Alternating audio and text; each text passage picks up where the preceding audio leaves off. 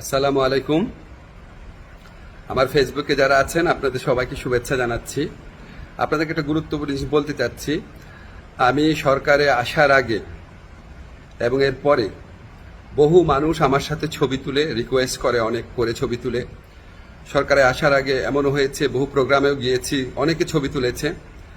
এখন আমাকে কেউ কেউ জানিয়েছে এই সমস্ত ছবি দেখিয়ে কেউ কেউ অবৈধ সুবিধা আদায়ের চেষ্টা করছেন এবং কেউ কেউ নাকি মানে বিভিন্ন কথা বলে চাঁদা আদায়েরও চেষ্টা করছেন। এগুলো আমি শুনেছি, সত্য মিথ্যা জানি না। আমি এটা তীব্র প্রতিবাদ করছি।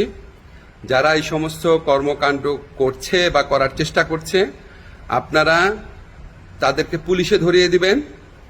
কোনো অবস্থাতেই কোনো কারণেই আমার কথা বলে কোনো কারণে কেউ যদি কোনো রকম চাঁদা আদায়ের বা অবৈধ সুবিধা আদায়ের চেষ্টা করে, আপনারা তাকে পুলিশে ধরিয়ে দিবেন, মামলা করবেন। মামলার কপি আমার ফেসবুকে পাঠিয়ে দিবেন, আমার যে ফ্রেন্ডদের পেজ আছে সেখানে পাঠিয়ে দিবেন, এবং অবশ্যই আমি চেষ্টা করব এটার বিরুদ্ধে ব্যবস্থা নেওয়ার জন্য। আমি বা আমার সরকারের কেউ কোনো রকম অবৈধ কাজের প্রশ্রয় দিবে না। এই সমস্ত কাজ যারা করার চেষ্টা করছেন বা করছেন তাদেরকে আমি কঠোর হুঁশিয়ারি জানাচ্ছি।